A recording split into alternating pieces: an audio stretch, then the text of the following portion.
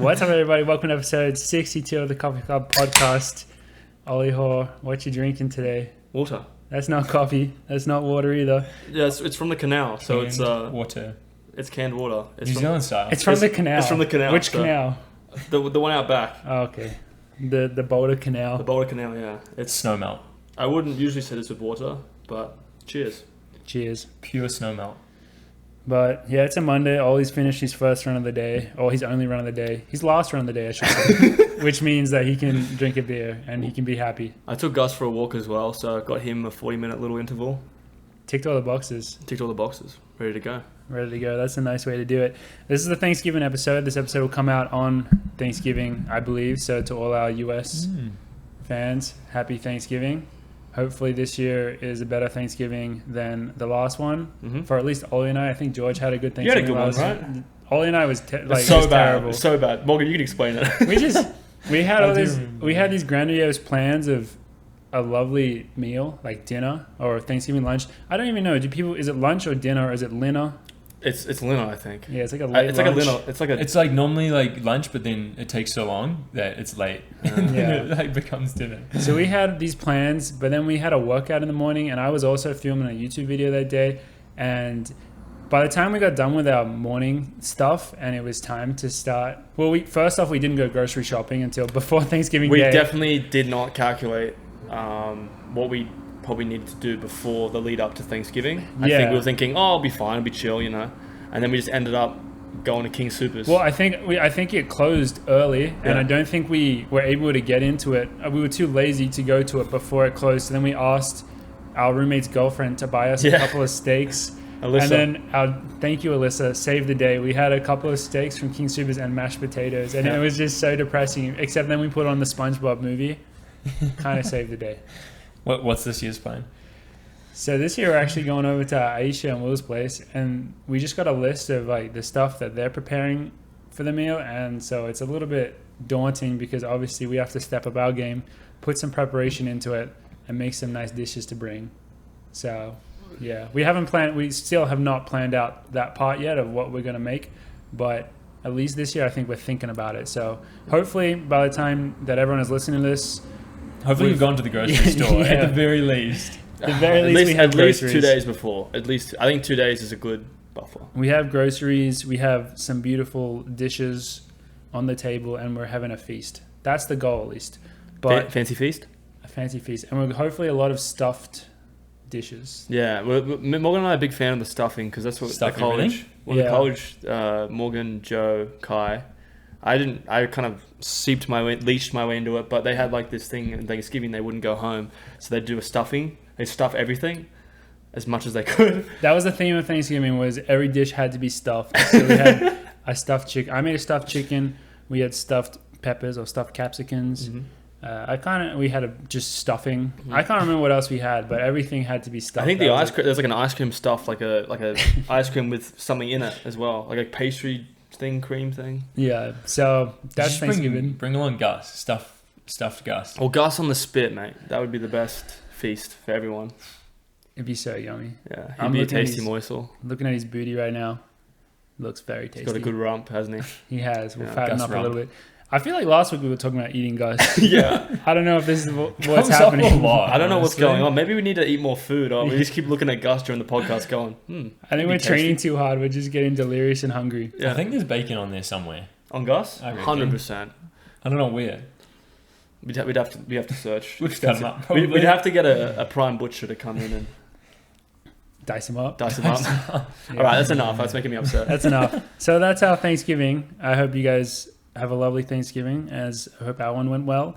But this episode is coming off the back of NCAA cross country, so we're going to be talking about that and hopefully have some big guests on later is the plan.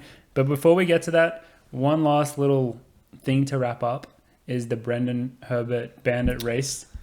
Everybody's been worried about this. Which is probably the greatest storyline of this year's cross country season. Not college, just in general, just in the world, Just world. cross country world. worldwide. And a couple of new updates that I wanted to share with the boys. One, he's back on Instagram, Huge. which is huge because he went off Instagram when all this stuff was happening, and there was one of those things, I don't even know what they call it on Instagram stories, where it's like, post a picture of this. It'll say like, post your oldest picture, or like post your last picture in your camera reel. It was one that said, post a picture of you in your high school jersey. And he posted a picture of himself in the race kit that he wore to Bandit the race. And he put a bunch of like funny emojis with it, which is just hilarious that now he's playing it up. That's awesome. That's awesome. And it makes it so much better. Also, great time to reactivate your Instagram during the busiest cross-country time of the year.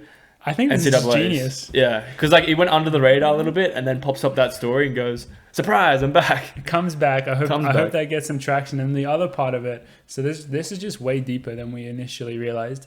We got an anonymous DM from someone deep in the Texas cross country scene that gave us the inside source, which was that the kid that won, his name is Kevin.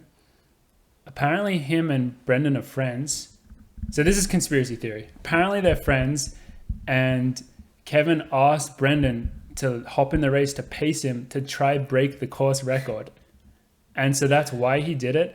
But then that's also why neither of them could say anything, because apparently Kevin would get disqualified if he was known to be... And we're opening this up on Coffee Club Pod. Did if this goes onto an actual news media site and he does get DQ because we just spilt the beans, dude, I'm going to be...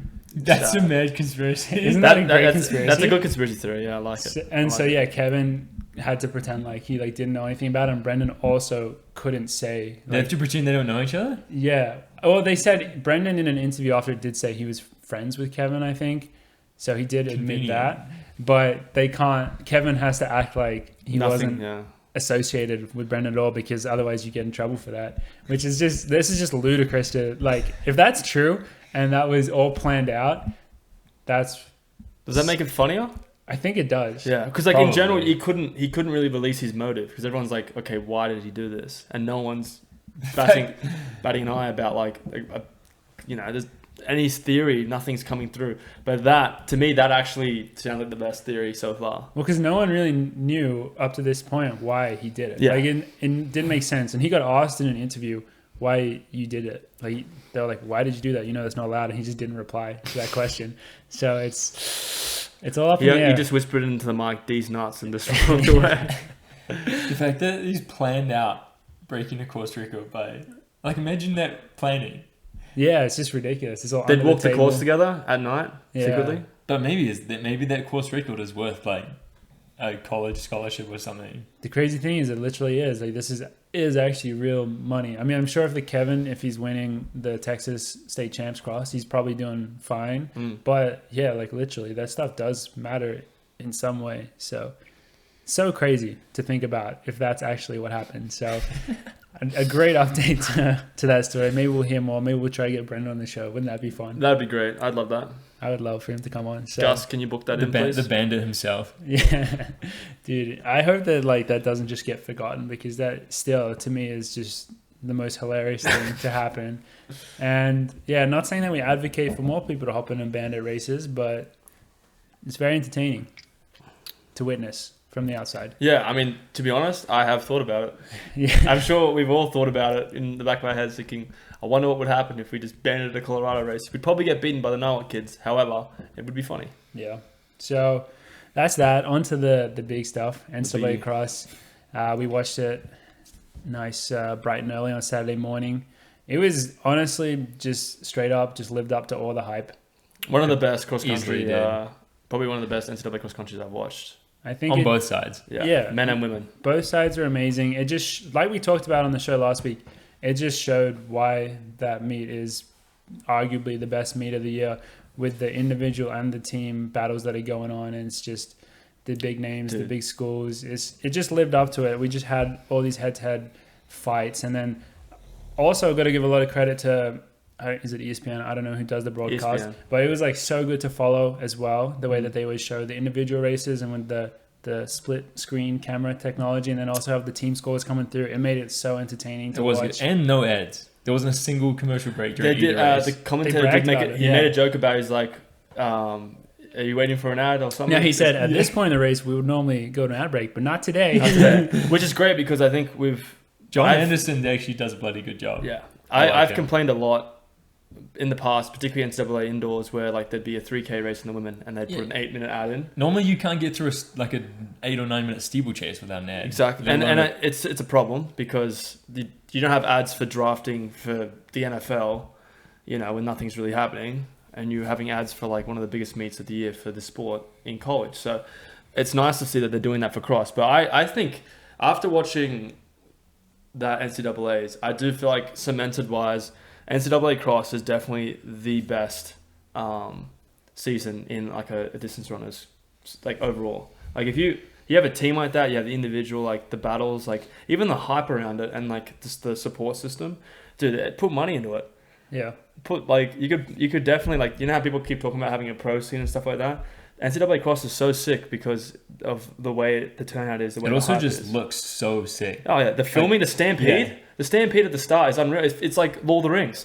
They're about to, you know, go and drop the ring at Mordor or something. It looks crazy. And it's the drone shots. I remember, I think it was 2 years ago when Conor Mance won. Was it 2 years ago or a year ago? I'm losing track. Both. He won both. What was the one where like there's a video and Louis G is just like running and he's just like, looks like he's chilling, but they're like, their legs are going so quick and they're like just sprinting down. There's like a gif of it. I think that's Oklahoma State 2 years ago. It's the same course, right? Yeah. But they went out really quick. I remember watching that and I had straight endorphins in the back of my head because like I was sitting there and watching the women just sprint down. It's just unreal. I just forgot because I personally always thought as a middle distance guy that track was like the be all and end all. Dude, cross, I reckon, is definitely just maybe we want to have cross champs there.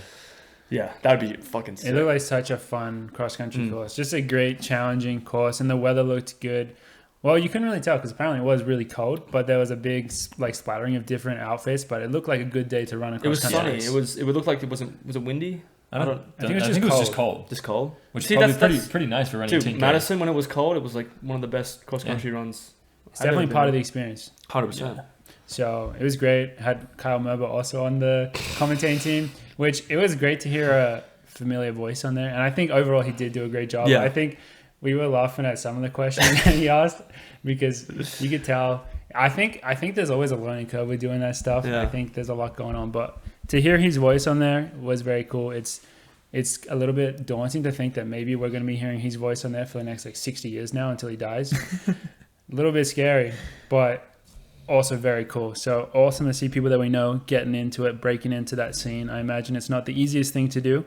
And yeah, as George said, the other people commentating, I don't know their names off the top of my head, but it's people that do like the SEC meet and stuff, and they're very good. They're fantastic, yeah. They're really good at it. So there was a couple of funny clips too, like people clipped out like a couple of words. Oh yeah, from the commentary. It was no context. Had a lot to work with after those two races. A lot of content to distribute, yeah. Which is always like the best thing ever. Looking at the men's race first, it's I don't know. And you got it done again. 6 titles in 7 years. I have to admit, I didn't want NAU to win off the tiebreak. I didn't because like, am I a fan of who would I rather hang out with? Michael Smith or Dave Smith? Dave Smith. That's a tough one. 100% Michael Smith. Yeah. Dave Smith, I would not want to hang out with. And like in general, like the NAU boys to the Oklahoma State boys, I definitely know the NAU boys pretty well. Nice guys, work really, really hard, you know. But the thing is, I just didn't want them to win because I just loved the idea of a home team winning at a home course. And because it was a tiebreaker, that annoyed me because I could imagine just being on that OK State team.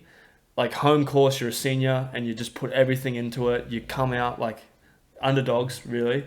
And then you almost win, but you lose on a tiebreaker to NAU who've won so many titles. It's just so dramatic. Like, but I think, I mean, we'll talk about it, but like Nico and Drew, like just fucking controlled that whole race. And it was pretty exciting to see NAU just like, I mean, there was probably a lot of people saying that they weren't going to win, like this, you know, they're done, and that was cool to see them turn up. That they always fucking turn up at nationals. And Michael Smith's pre-race talk was quite amusing. I quite enjoyed it, just the way he talked about, you know, the trajectory of the team and the way that everyone's feeling and how he's feeling and everything like that. He says like he's usually used to it being like he just wants it done, he wants it over, like he's had enough during that point of the year. But this year he said he felt much more like excited and enjoyable, and the trajectory of the team was in a better position, so it definitely showed.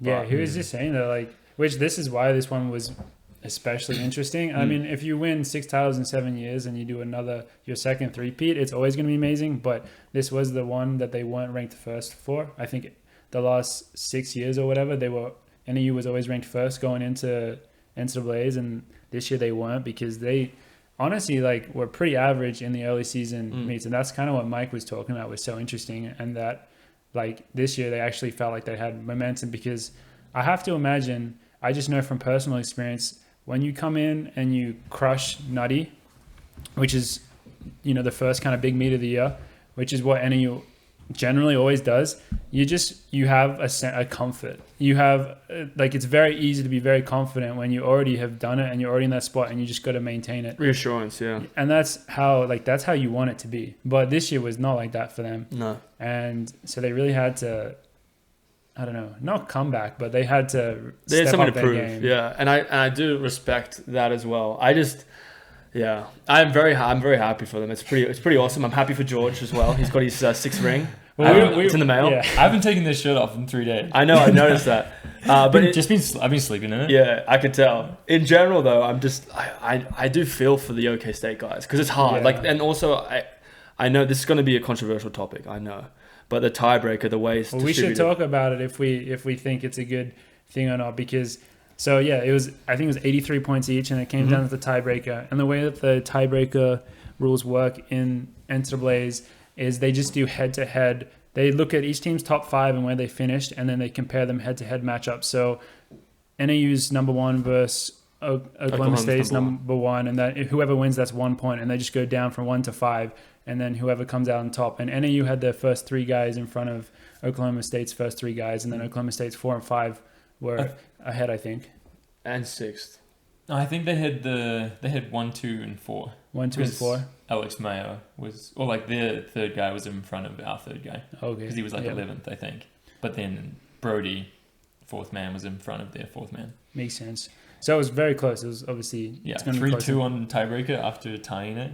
Yeah. It's just crazy. I mean, for me personally, I feel like as a team, the 6th man, if it goes down to that, because there is that rule, right? It's not. Well, that's probably that's what people would argue would be the other way to do it. Would be just you rank it on your 6th man. Yeah, if it's a tie, just see which team's 6th man finished in front. I think maybe that's the rule in high school, and that's what people are basing on. But I think different races have different rules. Yeah. And there was a race during the season that Colorado, like a women's race. Colorado. Yeah, Pac-12s. What did that come down to? I think it was the same as same method. Yeah, it was the same. Which it's maybe funny. that's what it is in college. It's funny that it is pretty rare. So every time it happens, no one knows what to do. No one knows even what the tiebreaker rules are. And then it happens, and everyone's like, "Oh wait, that's the rules." Because I didn't know what the rules were until I thought it was the 6th man, and then when I saw that the 6th man for Oklahoma was in front of the NAU, I was like, "Oh, okay, well." Oklahoma State has won it because that is the way I was told for some reason in college, but it wasn't. It was off the 5. I don't know which you would think would be more attributing to the depth of the team. Well, if you're talking about depth, then probably the 6th man. The 6th man. But if you're talking about the best top 5, then the way it's done right now probably is correct. Mm-hmm. So that's a hard thing to argue, isn't it? Because you're talking about team title, right? A team depth, but then you're also talking about the top 5 who score. Those ones who is the best at doing it, right? In my mind, if they want it to be 6 people, they then it should just be 6 to score. If they want to make it 6 man, what's the even point of having 5 to score if they're going to use the 6 man anyway? Well, it'd just be in very specific circumstances. First time in history. Very very specific circumstances that the 6 man comes in like that. Because I personally do think that is. I just like the idea of the 6 man actually contributing. That's probably how I would do it. Yeah. I understand. At the end of the day, it is I understand. rare. Yeah. So it's it's apples and oranges. I think when I'm thinking about it right now in my head, do I think NAU shouldn't have won? No, I think they won. They won, and I think they should have won from that structure because that's the structure that they've had. However, I do like the idea of the 6 man contributing in some way as the depth of the team, but I do understand the variations of the rules from the 5 to that 6th rule. Yeah, but it's just hard, man. Fuck. I mean, those guys can't do anything about it either. They probably didn't even know the rule. It's out of everyone's control. It's in the rules. Because they're probably going to get some hate. Yeah. Well, the thing is they shouldn't No. because it's the rule. Like NAU should get no. I mean, people would be like disappointed saying like, oh, you know, like this is bullshit. They should be on this other rule, but it's like it's not. Like when It's they not like they made when the they wrong. towed the line, that rule was there. And when they crossed the line, that rule was there. Like they didn't change it overnight. Michael Smith didn't walk up and knock on the thing and knew what was going to go on and goes, "Hey, can you change that rule really quick?" Yeah, thank. Yeah. Kettles. And then just came back and just very chill cross arms and then like that just didn't happen. It was always there, which I just it's just tough because like you said, it's the first time in history that's happened in NCAA history. I wonder how did Mike Smith handle that, the Zen character he was? Do you reckon he looked like he did scream at one of the boys because they were trying to get up on the stage and he like just told him off? Really? Yeah. I think there was definitely, because of how long it took to finalize the results, I think OK State put in like 2 different protests. Yeah, they did. against, I think they wanted to like for the spend photos or more, something. They wanted to spend more time looking at everything. ESPN only had the TV window until 10 a.m. before that football game was coming on afterwards. So they wanted to they wanted to like get a team up on the stage, and they kept saying like, "Oh, you guys won," and then actually no, you guys might came second, and then they're like, "Oh, just give them the trophy and get them up there." And I think Riley Smith was like, "Don't you dare fucking give that trophy to my team unless you know that they've won." Or something. No, it's 100%. Like, we're not fair. putting them up there if you don't know 100% that they've won. Speaking of I can't say what Mike Smith was doing in this moment apart from yelling at kids to not get on the stage, but Brody Hastings was asked that question in one of the interviews, and he actually had an incredibly zen response to it, which is, so maybe this will give you an indication of Mike Smith's response. Brody said, "Yeah, like we weren't sure, but even if we did finish second, we were really happy, like with finishing second," which is like, that's Brody Hasty though. That's Everyone like loves him. such a mature response, because he was like, "Yeah, even if we did finish second, like we're so proud of what we accomplished." Yeah, they which crushed is like it. amazing. I mean, Like, that's scoring such a good 83 response. points at nationals is fucking good too. Coming from, It is ridiculous that they won again. it is It's almost unbelievable. like when you see how Drew Bosley and Nico are at the front, it's like, all right, so they're gonna be in the top 3, and he's definitely very good chance they're gonna win. Like if you have 2 people in the top 3, and then a team is like has some depth to it, but like we said all year, like we did know that Drew and Nico especially were going to be like crushing it, and then 3, 4, 5 or whatever was always going to be the question for NAU. And then you don't really get to see what's happening back like at the back of the field all the time, so there is like a lot of uncertainty. But yeah, I think at this point you just trust NAU that they're going to get it done. You could just there was a feeling as well. I think like you could just tell that they were probably going to in general. Stanford didn't run the way that they wanted to. Charles Hicks got the win. Love that. Ran it really smart. Picked him last year and didn't pick him this year. I'm happy to pick my boy Kai Robinson because I think Kai looked very, very strong. And I did say in the podcast, I said, if not Kai, Charles. I did say that in the pod. So like I always have Charles in my back pocket, But in general, I think, thank you very much. Appreciate it. I think Kai, not going with that group, I think it definitely put in my mind that Stanford might have been in a bit of trouble, because I feel like Kai Robinson, the way he's performed, and particularly being with Charles, being with a teammate, so the 2 NAU guys, 2 Stanford guys in that front pack, how exciting would that have been? Because if you have those 4 guys together, it gives me much more of a team battle as well as an individual battle between 4 incredible runners. So I feel like when Kai wasn't able to get to that front 3 guys, I was like, okay, this is going to be interesting to see how it goes. You don't get any more points for getting a close 4th compared to a far back. I'm just saying in my head thinking about it, because when I'm thinking about it and looking but Stanford overall choked. Like they were not even close to. Because when I'm thinking about it overall and I'm not looking at the points going on for every K, but I'm looking at just seeing 2 NAU boys grinding out the front. I'm thinking, okay, NAU's like they're looking in my mind visually like, okay, they're gonna crush. They have 2 guys there. They're gonna have they always have solid 3, 4, 5 guys that are near the front of the back peloton, whatever you want to call them. But in general though, I thought it was so sick though in the last few K. All of a sudden, you see Oklahoma State starting to come up, and you're like, this is NCAA cross. This is exactly what. See, I had a very similar experience to Ollie, where before the race, like if you asked me, I would have said, yeah, like I pick NAU to win and I want them to win. It was only because of the way the race played out that I became in the last 2K of the race cheering for anti-NAU and cheering for Oklahoma State, because then I'm like, man, if they win it in this fashion on their home course, not even ranked in the top. Well, no, they were ranked very highly. What were they ranked? They must have been top 5. Oh, well, I'm thinking like not like in the contention. Sorry, like they Yeah. weren't even in contention. Like it was Stanford, it was NAU, and it was. It might have been Oklahoma State, but State, I don't. maybe. I know. Whatever. They were good. Like they They'll were call me up good. in the last cage, and I was like thinking like this would be fucking sick if they did this, because once a lot like there must be a very very rare occasion where a home team has won the team title. Yeah, that doesn't happen too often. No, so it would have been crazy, and that's when I slowly started to see myself sinking to the couch, going, "I'm becoming anti-NAU because I want Oklahoma." I would have been more okay for Oklahoma State to win. I just didn't want BYU to win. See, BYU, Casey Klinger, because they still were in leading, college. I think they were leading at the. Oh yeah, they were Maybe probably like the ranked. AK They were probably squad. ranked 3rd. Yeah, I think They were, yeah, they were, and they finished third. They finished third. They beat Stanford. Casey Klinger is still in college. I thought he graduated. That's the classic BYU story, isn't it? No, because we were sitting on the couch, and I looked at it, and they had their top runner was Casey Klinger, and I was like, I thought. Well, he's I thought he confusing. graduated. He's confusing He because must have been on a mission. he did a freshman year where he was amazing, He and crushed. then he went on a mission. Oh, He did one season, not even like a track season, just the cross country just season. cross country. Yeah. Lived for 2 years, then came back. Maybe he's a senior now. I don't know. I was just confused because when I saw his name, I was like, damn, that's a name I haven't heard in a long time. Yeah, Back to our days. BYU I don't think were he's crushing. even that old though. Yeah. No, he probably isn't. He's probably what, 25? Probably like 28.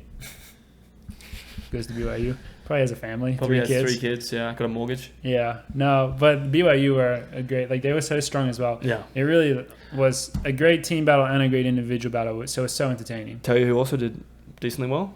Wisconsin. Let's go. We've talked about the curse that Wisconsin has had at nationals since my time there, since maybe slightly before that. They won in 2011, I think, and then I think they did well again in 2012. But since that, I don't think they've done as well, and we've always underperformed based on our ranking at nationals. And this year, I think they came in ranked 6th, and they finished 6th. Yep. And they did amazing. Had 2 All-Americans, almost 3, which can't ask for much more than that. Decent spread too. Like they were all like kind of together. Jackson Sharp, All-American. I think he's first All-American.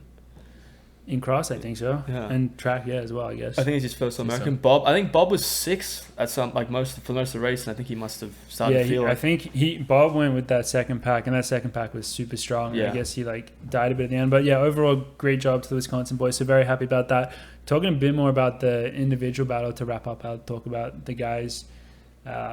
Charles Hicks was like, I don't really buy into this. Do you guys buy into when they say like for Drew Bosley and for Nico Young, they're like, yeah, these guys have, I guess Stanford also did have the team battle, but do you think that they are willing to sacrifice the individual win by racing like that and knowing that they're going to secure a top 3, which is going to be huge for the team battle?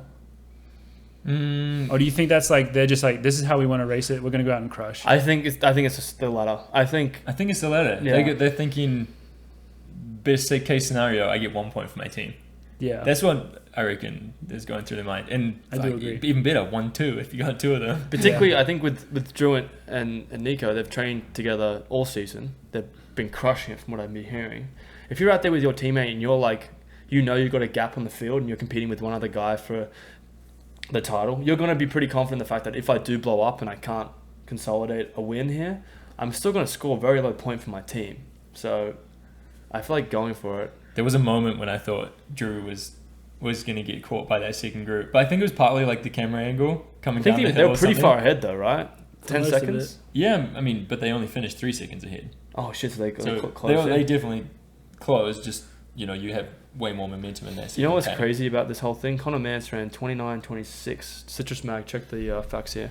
29.26 at that Nationals. And I'm pretty sure Charles Hicks ran 28.43 or something. like that. Mm-hmm. Dude, It was that's so quick. fucking insane. It was so quick if you're thinking about that time. on a They've got to be cross-country in race. like 27-30 shape on the track.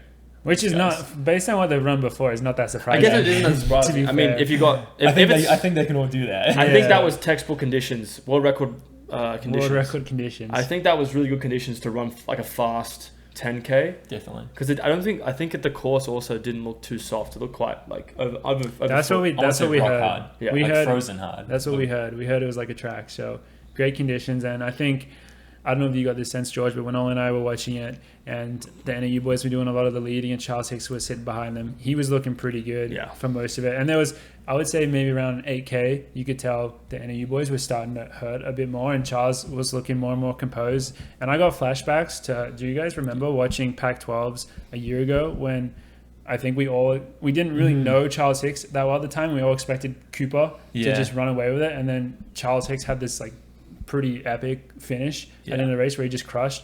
That was just like playing my mind. I'm like, man, he's probably going to do that again. He did just look slightly more fractionally more comfortable for most of the race. It is funny because out of those 3 guys, none of them can kick like severely. Like if I'm looking at those 3 guys, who's going to outkick the other? Honestly, I think they're all pretty even. I mean, Drew maybe. Well, cross country isn't really about kicks. No, really. well, but okay. It's just whoever's the least tired. Your kick in Madison was pretty epic. Yeah, but yours was a much bigger pack. Yeah, that was a lot. That was the biggest pack in the last. For a long time. Long time. I also do believe that a track kick and a cross country kick are 2 different things. Yeah, I agree. But I think that they're not known for their kicks. Those 3 guys, right? You could say that. No, it's true.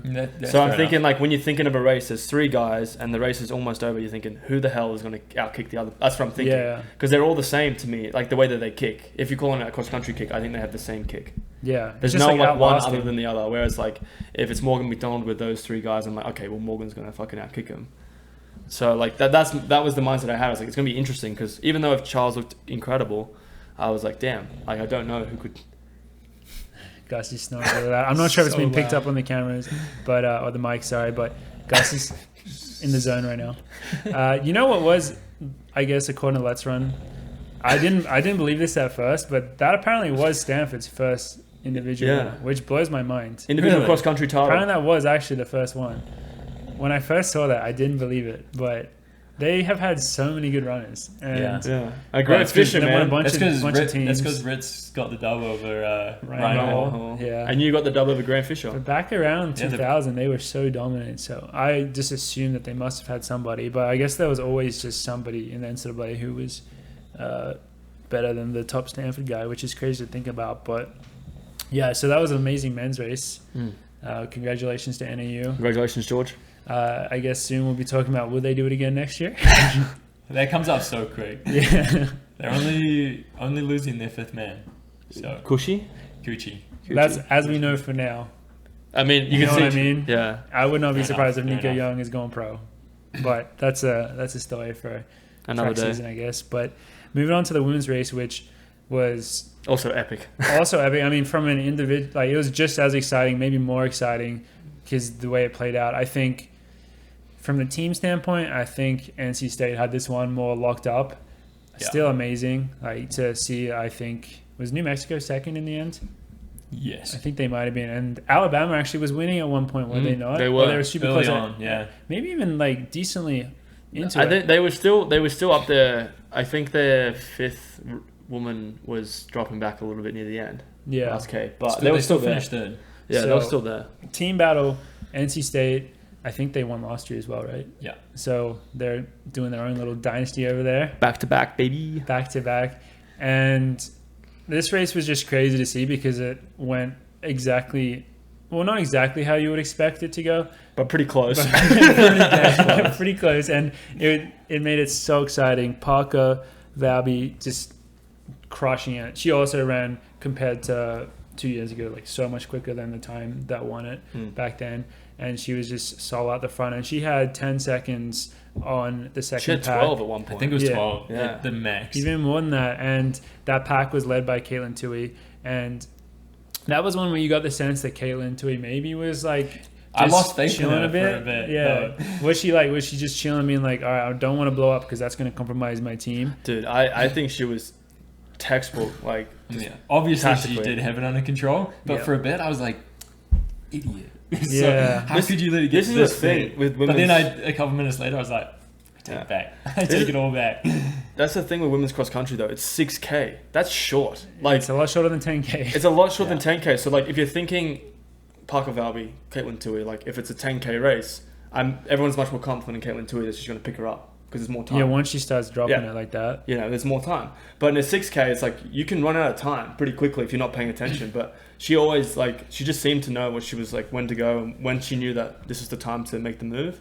But I'm the tangent running. I'm pretty sure she waited until 4K too. I think like, she was pretty late, yeah. So late. But she, like, when she went, man, you could on tell a mission. she was just catching it so quick, and then she did the classic. Like, she didn't even try to sit on her. She just went straight past there. Although to Parker's credit, she did hold on for pretty, like, for a little bit. Yeah, she was still only, I think she only lost maybe a couple of seconds behind Caitlin to it, like 3 seconds. Lost maybe. a couple of seconds in the turn. The tangents, man. Oh my god. The videoing of her, like the whole rest of the pack is just going one way and she's running up. It looks like she's going for a pit stop. Like she's going to go take a drink or change shoes or something.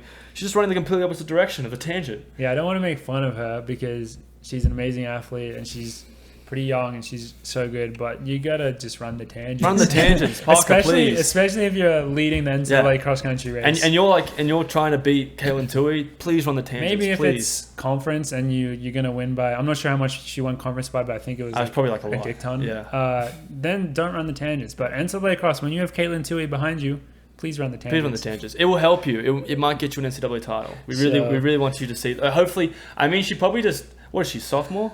She's young. Yeah, she's young as. So she's got so many more years unless she goes pro. Everyone in both those races is so young. They're all like fucking sophomores. It's hard to tell what a sophomore means these days, though. Yeah, to be honest, COVID years. Sometimes I mean, I think I'm pretty sure. Eligibility-wise, I'm a junior. Yeah. Drew's already run 4 cross countries and he's got another one up his sleeve. Yeah, it's weird. Really? You can run 5?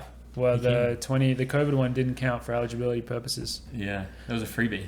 Okay, so that actually, not that I really want to get into this right now, but here we go. So that counts as an NCAA title, but it doesn't count against eligibility. That's a little bit like... That's a bit sus. A little sus. It's a little sus. That's a bit sus. But moving on. So Parker, I don't think she needs to hear it from us because I'm sure... Parker, yeah. I don't think she needs to hear it from us because I'm sure Chris Zielinski, her coach, and Wisconsin, a lot of other people great, yeah, have told her to run the tangents, but just watching it, it's a little bit hard. I'm guessing after that race, she's like, okay, I'll run the tangents now. Yeah. So, but that was pretty incredible to see what she did. I mean, it takes a lot of courage to do that in a freaking NCAA cross race, just to go for it, you know. It really does. That's at the end of the day, even though she got second, if you can race that type of race in that fashion, it's just so impressive to see, and it's setting up for such an potentially entertaining indoors and outdoors where I think collegiate women, I might be wrong in this, I don't think anyone has broken 15 in the 5K, like actual collegiate women. So really, I mean, it's hard to say exactly what form they're in, but between her and Caitlin Tui, it's like they're going to crush. Yeah, they're going to be crushing, and if they might be out there setting 5K records, which would be amazing. Is that the highest finish from a University of Florida athlete, women's? Such cross? a random question that I don't have the answer to. Because why would I know the answer to that? I'm just thinking, you don't usually see the University of Florida getting second at cross country NCAAs. They've had some amazing athletes. They have, but not in cross country. Like mostly just like sprints, jumps, and maybe some mid distance running. But Corey McGee. Yeah, no, so when Corey was there, they had a lot of good women there, like a lot of good ones. So did they run cross as well? Is it with Jen? Jen did class, yeah. She won a NCAA title for steeple, right? Not in cross? No, I don't. Ollie, I'm sorry. I just don't know the answer. That was a question that just came to my head because I'm thinking about we're talking NAU, we're talking BYU, we're talking like all the usual schools, but University of Florida is not a usual school. No, well you're right. They're definitely sprint. It just came to my head. But I wouldn't be surprised. Yeah, I wouldn't be surprised if like in the 80s they had a winner because probably back then I know they had some good people. Yeah, no, it's just I'm sorry. It just on the men's side at least. Everything that's in here sometimes just comes out. No, it's a valid question. We'll get Citrus Mac to check that one. Citrus, please check that out. Gus, can you get on it, please? Our analysts over at Citrus, but crunch the numbers for us. Yeah. So, I don't really like these questions, but Caitlin Tui, is she going to be the greatest of all time? Collegiate woman. Which is great. Who is right now? Couldn't tell you. I also couldn't tell you either. I mean, to be honest, she's had my question's just as bad. Is it true that she's had one of the greatest high school careers ever? I think that is true. Can confirm. Okay. So I don't think that's argued. If she's gonna collegiate wise though, she might not because she might get recruited professionally next year. That would make it tough. That would make it tough if she just goes pro. Because to be honest, a girl like her, if she keeps that trajectory after a year, I just don't see. I feel bad for the rest of the NCAA, honestly. I just don't see her staying in college because she could be making money. It's a loss if she's not making professional money, making USA teams and crushing. It's just a loss. She gets a fat NIL. Yeah, she probably should. Honestly, does she have one? Well, she's got 90K followers on Instagram, so she's already like one of the biggest like in the distance running world, which is crazy. But do you reckon we could sponsor her for a coffee club? I think we should try to sponsor her. Do you reckon NIL? How much would she cost? A lot, probably out of our Gus, budget. We can run the numbers. Probably send something over to a agent to the Florida lawyers, University of Florida. No, sorry, not Florida. Who are you talking about? NC State. Well, we could send one to both. We can send to Parker as well if we want. Yeah, we'll see, and then that'll decide who we're rooting for in the track season. Whoever we get to sponsor. But I do think. I think it's going to be hard to become the greatest of all time in college anymore, because if you're so good like Nico, or you're so good in college, you're not going to be in college for very long. You're going to be out running professionally, so it's really hard to have like the greatest of all time college career. If you're that good, you're just going to be going pro anyway. I do agree with that, because once your value hits a certain point, like take Cole Hock as a great example. Yeah. Like if he had stayed in college, or he would have potentially done his low at his value. 100%. And he potentially could have been the greatest middle distance collegiate ever. Yeah. Like, I also just don't think that anyone will ever win 18 NCAA titles. Yeah, that's also not going to happen. I just don't think it's ever going to happen again. So that's the thing. Could Ches have gone pro earlier if he wanted to, or did he just stay in college because he could?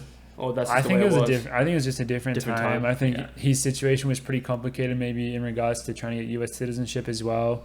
And I think he obviously had a really good setup at Oregon. Definitely just a different time, where right now I would say there's the kind of the most like pro deals and groups and all that happening. Just slightly different back then.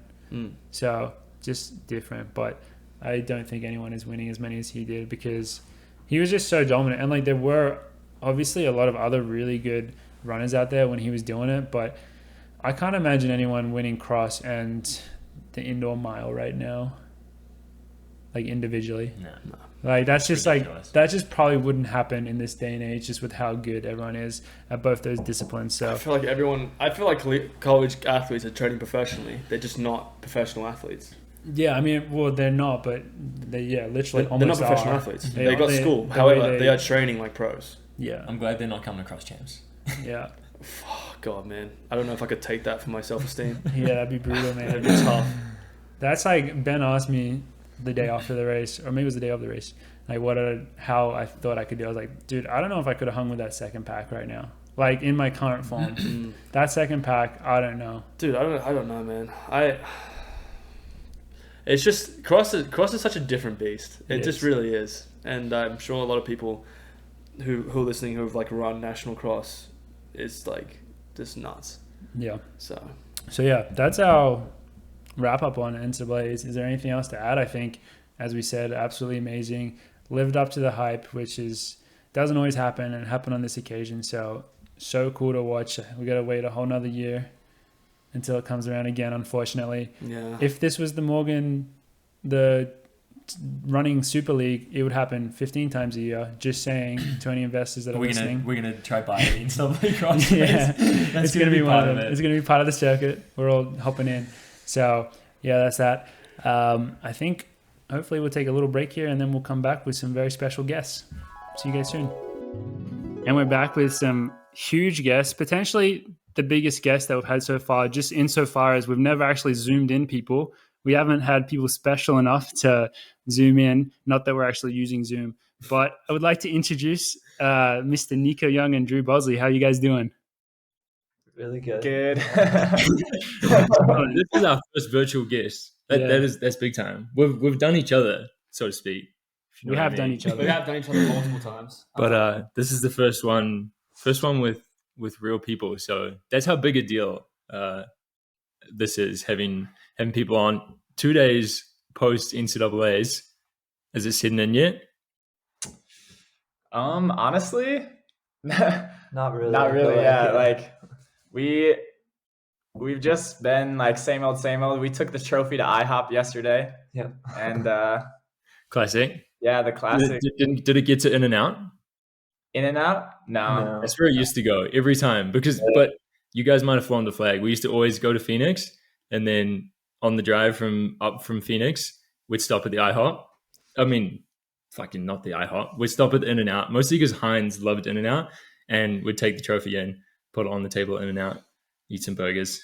That's a good tradition, that one, taking it to a restaurant. Yeah, this year we got to fly out of Flag, and it was really nice. On the way there, actually, our layover in Phoenix was like 4 hours, so we got to see Dr. Ball in between. Yeah. During the layover? During the layovers.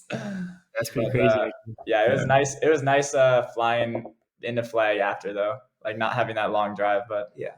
It's ideal. Well, we just talked a bunch of shit about both races for the last like 40 minutes, so I think we just get straight into what you guys actually did. I feel like everyone will want to know, was that the race plan? You guys blowing up the front? It was a race plan. We tried to keep it as secret as possible, but we figured it was the best way to score the least amount of points as a team, because everybody on our team was going to know what was going to happen. So can I ask a question based off that, knowing that it was planned now? How many times did you guys watch the replay of the 2017 race before you went out and did that? Because when I was watching you guys run, that's all I was thinking. I was thinking that as well. Reminiscent. It was like deja vu of 2017. I didn't really watch it too much. Like I've watched it a lot before, but I don't think I had watched it at all during this season. But I've seen it I've watched that race probably like 10, 15 times, so I know exactly like what it looks like. But damn. I said that halfway through the race, and I think I jinxed it because the same thing did unfortunately happen. Credit to Charles Hicks for getting the win, but Drew and Nico 2-3 for the boys. That's incredible. Mm-hmm. Yeah, I think the mindset of that strategy for us was definitely the best way to maximize our team points. Like Nico and I, like going into that race, we kind of knew both of us were going to finish 1st through 10th, like no matter what, that was going to be our range of outcomes. And so say we go out and bleed a little bit. Like I remember last time Nationals was in Oklahoma, like Luis did a similar thing and he bled to like 9th. So it's like, it strings it out so much that even if you low risk. Yeah, it's kind of a low risk, and we were prepared to run that fast. So it was just definitely the best scenario for our team to run that style. And then also we had a plus of like knowing exactly what was going to happen with how we positioned and ran our other guys. Like just knowing how that was going to be, they had some confidence, just like knowing how it was going to run and how they were going to work through it. So in a way, that was definitely a plus to how we were going to execute as a team, kind of knowing how it was going to be. Yeah, I think we got to give credit to the rest of those guys. Sonny, Brody, George, ran out of their freaking mind. How was that, seeing those guys coming in and knowing that kind of performed at the biggest level after, probably they might not have been expected to finish there after the kind of the season that you guys had? I was just like so surprised what we did worked. I was like, dang, I was like I mean, it was like we knew it was like the best scenario, but I feel like something always goes wrong and nothing went wrong. So it was just really cool. It was yes, we earned it, but we were very fortunate to win against all those great teams. Like we had A+ days from everyone, and then some other things some other teams made mistakes, and it kind of just fell into that outcome. But I remember turning around and seeing Sonny come through in 19th, and I was going crazy. I was like, no fucking way. I don't know if I can swear or not. No, that's so good. You swear on the show. I was like, no way. And then and then Brody comes storming down that huge pack, and I'm seeing him come down this downhill, passing all the people. There was this sick picture that Ncaa Xc found of Brody coming down the home stretch, passing that big mob of people, and there were 2 Oklahoma State guys in that. Oh, and that right there, that last stretch, that was the race right there. And then George just coming with just spit all over his face, and just what a trooper. He's a beast. And I I knew we were in the hunt right when all of those 5 guys, like all our 5 guys crossed, but I didn't know, like, I had no idea about the points, but I knew we were in the hunt at least. Yeah, I mean, you guys with all like, you get all the nice pictures and the glory and look good up the front, but the real cross country happens in like the 20s and 30s. That's where it's ugly. I don't know if you remember any of the meetings, George, but with Coach Smith, we were like immediately making fun of him because he loves talking about like the gritty, like, he's like, my hero is like Corey Glines falling down and coming back to score for us, like that kind of stuff. He's like 5 years down the line, there's going to be a whole different team. There'd be like, in a meeting, coach is going to be like, yeah, everyone talks about Drew and Nico up front, but you know who my hero is?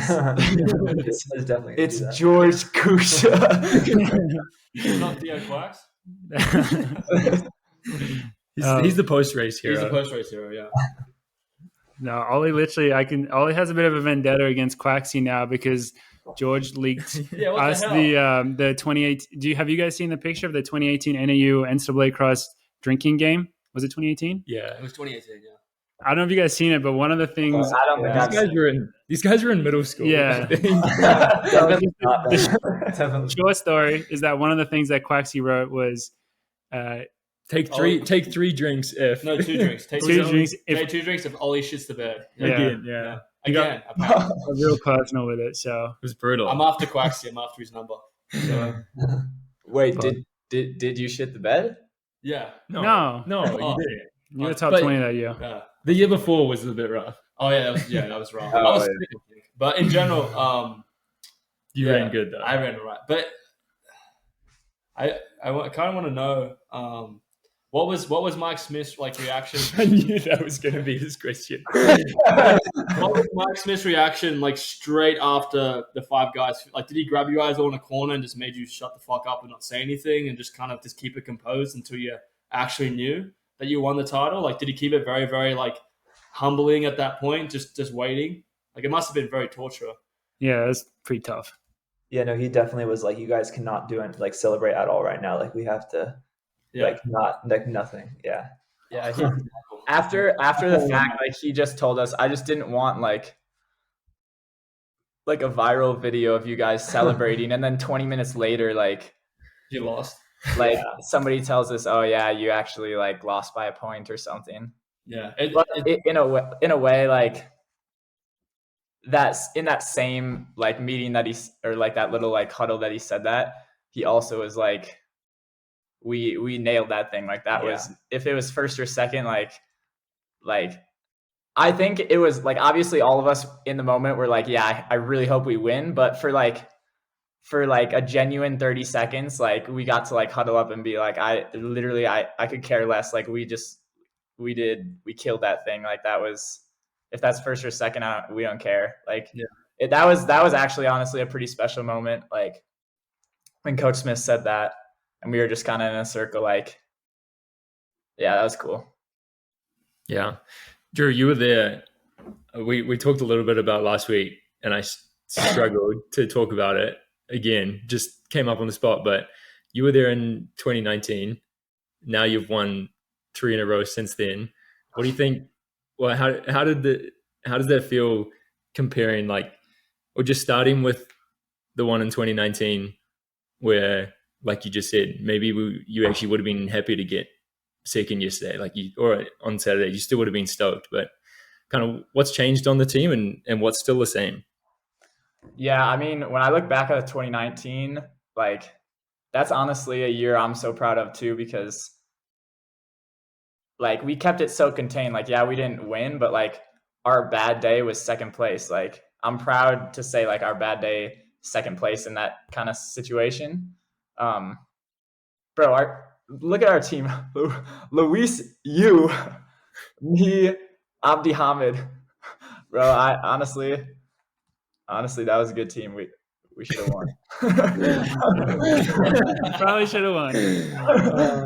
We were talking about that yesterday. We were saying, this is like the 3rd time I've chatted to Drew since the race already, but we were saying, I feel like this year that was the toughest one out of the 6. Like that's the most impressed I've been out of all of them.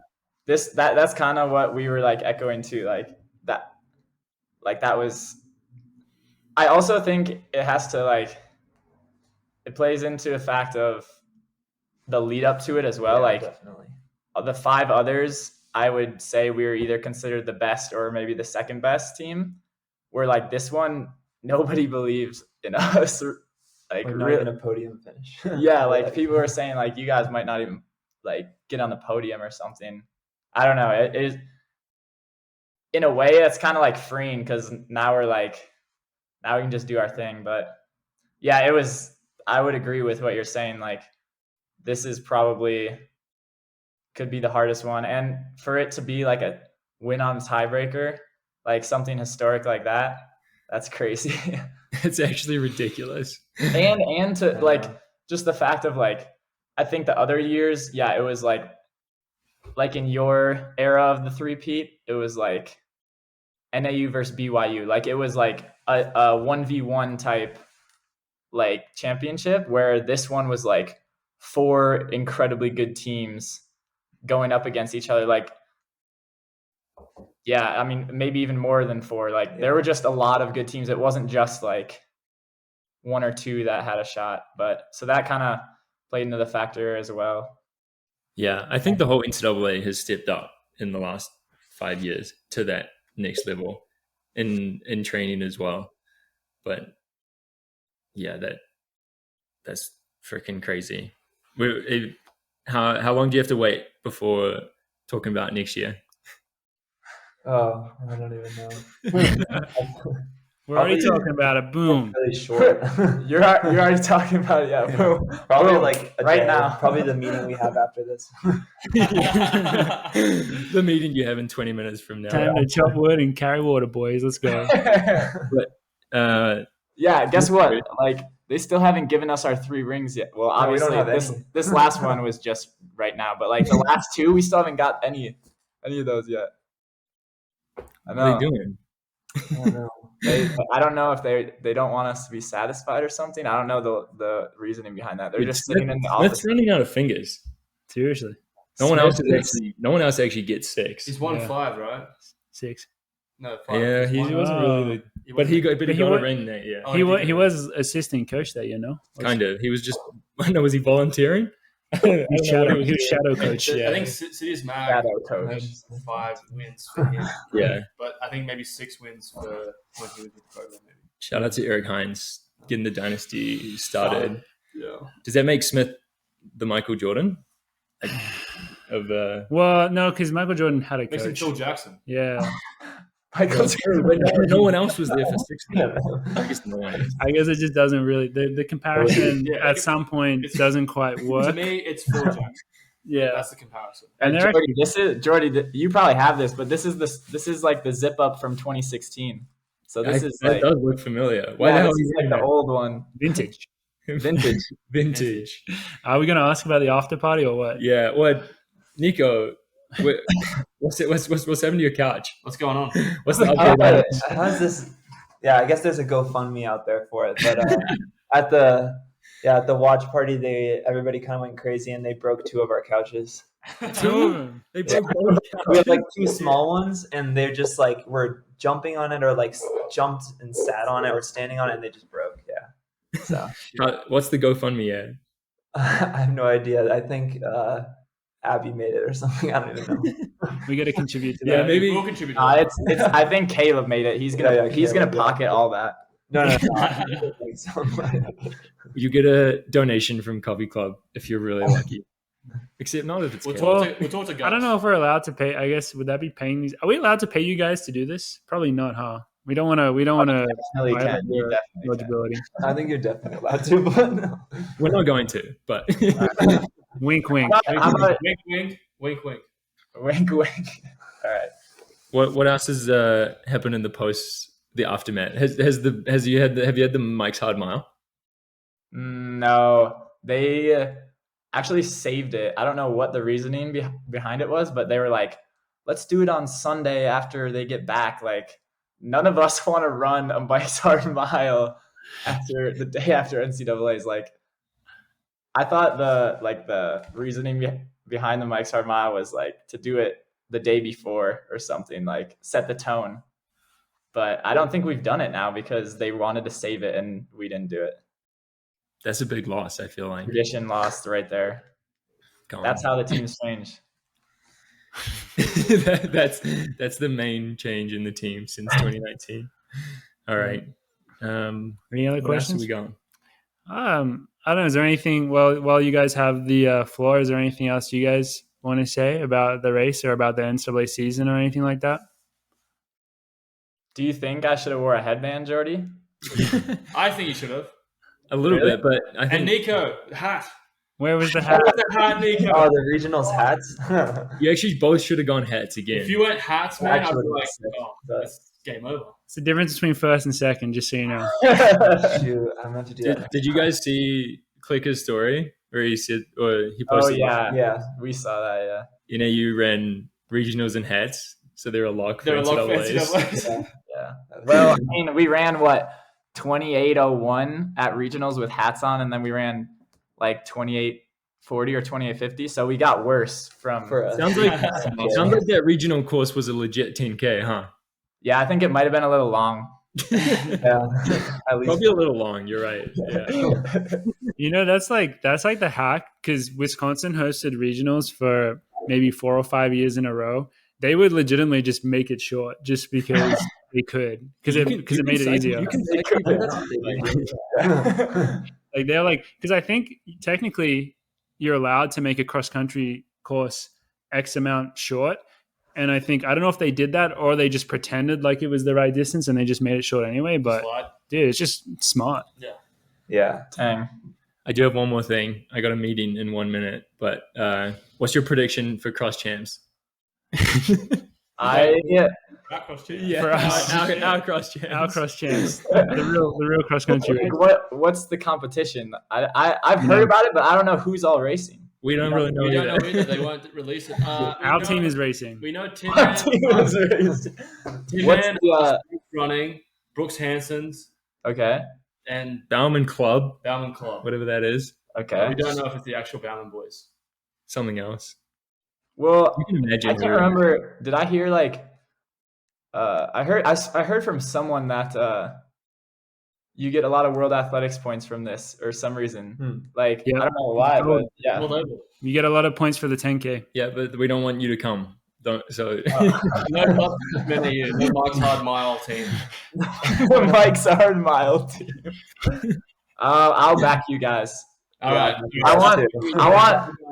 Should we wear hats? Should I wear a hat? Yeah, I think you should. Why not? Just do it.